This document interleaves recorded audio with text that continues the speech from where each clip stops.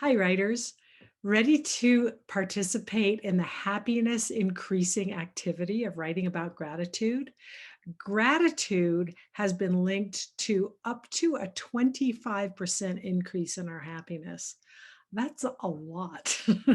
And it has other benefits. It helps us exercise longer, it enhances our immune system, and who couldn't use that right around now? It's honestly a wonder drug. And I'm not by disposition a super grateful person. I'm kind of a whiner, actually. So when I heard the statistics on gratitude, I was really quite intrigued because I want to be 25% happier. I mean, who doesn't, right?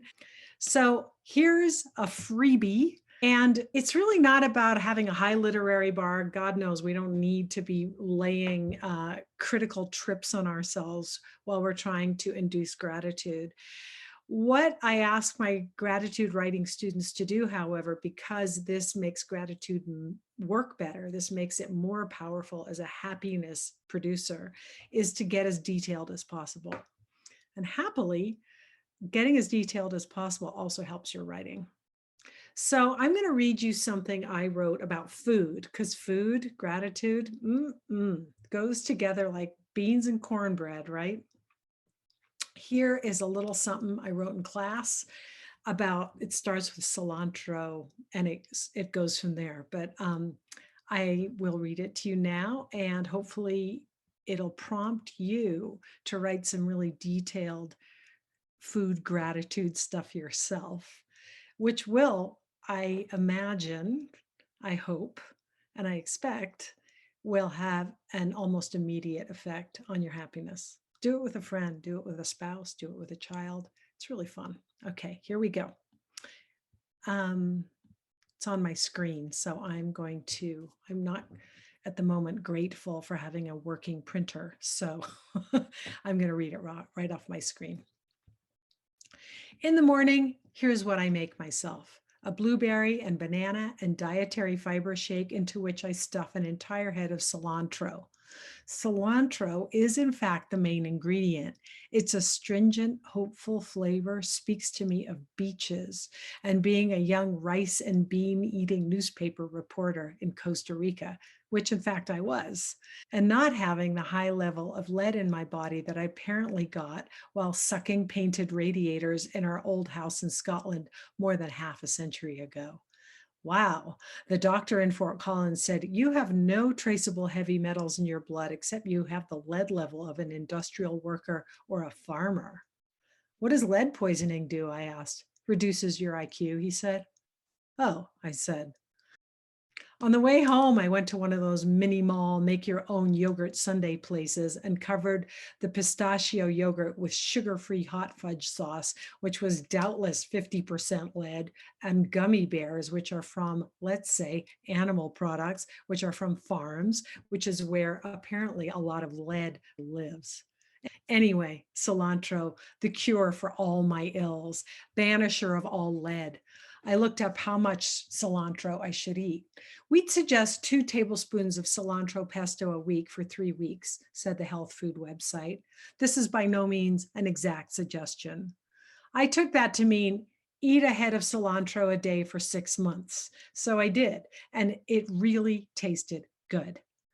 Cilantro is the taste of lemony sunrises, of really good soap, of hope, of Costa Rica, a country so entirely delightful that when one bus driver happens to know or be related to the bus driver driving the bus coming toward him, they both stop their buses and have a good 7-minute chat while the traffic comes to a standstill all around them, and no one gets mad.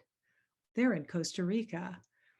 I've been eating some chocolate truffles lately, but wait, I want to stay in Costa Rica. We had so much fun, those of us imported from the United States to write for the expatriate newspaper, zipping around in cheap taxis, spending our tiny paychecks on the tiny rent checks for the tiny cheap apartments we lived in, and going out for rice and beans in one configuration or another, or for coffee, or at night for pisco sours, which are made of Chilean brandy and bit right in the taste buds and made you feel wildly authoritative on several subjects, say the cause of the Nicaraguan Contra crisis, before we piled, giggling more, into another taxi and went up the heaving stairs to our own apartment, which we shared with a nice, devastatingly handsome Christian man who, despite my own questionable habits at that point in my life, you knew he was entirely off limits to you because the Bible, and who kindly fixed the death trap shower head that made hot water in its own little hissing diabolical body, which actually practically killed you once when it more or less exploded while you were in the shower. The other foods I loved in Costa Rica were tamal elote. Maybe it's tamal elote, a sort of corn cake that was heavy with, well, something, margarine probably, and it, with a cup of coffee, kept me going all morning. Also, walking down the street in San Jose, you could for hardly any money at all buy a shish kebab of pineapple and mango and lime. These were allegedly stored under the manhole covers at night, which basically means in the sewer, but I never got sick. Although I spent a year in Costa Rica working for the newspaper, I first went there with my boyfriend when I was 27, and we rode our mountain bikes along the west coast of the country from Nicaragua to Panama. We were the first wave of gringos to mountain bike in that place. Our bikes were extremely heavy. I wore zinc oxide on my face, and sometimes children ran away from me as if I were a demon. Ox carts piled with bricks, rolling on solid wood wheels that weighed half a ton, sometimes passed me on steep pitches. It was astonishing how slowly I could ride that bike and still not come off of it. But we learned. At the bottom of an 800-foot pitch baking in the sun, we'd stop and get a banana con leche and a Coca-Cola. And baby, those tasted like redemption. And then we get on our bikes and not stop until we reach the top. But I must end on the subject of coffee. We camped everywhere. We didn't have sleeping pads or a fly, but the tent's netting kept the bugs off and the sand was soft enough for our 27-year-old bodies. In the morning, we'd find a coffee shop. There was always a coffee shop. We'd order a pot of coffee and a pot of con leche, which was hot too. We'd pour in the brown and then add just the right amount of white and stir in some sugar and watch the village street or the boat littered bay, and only then would we speak. And the first word of every day was this: perfect. Anyway, this was, a rough free write. And there was a point in there where I changed my point of view from they to we to me all over the place, but that doesn't matter. What matters is I got back into the memories of one of the happiest times of my life and about the food associated with that. So, what I'm inviting you to do now, dear writer, is to start writing about food that you love and the memories associated with it. There's some rich soil for you to investigate. It's really fun to write about the things that we love, the things that we've enjoyed, and the food that we've loved and enjoyed. Please have at it. The more specific the memory, the better. Like coming into that memory of those mornings when we wouldn't speak until we had poured both the coffee and the leche together was heaven.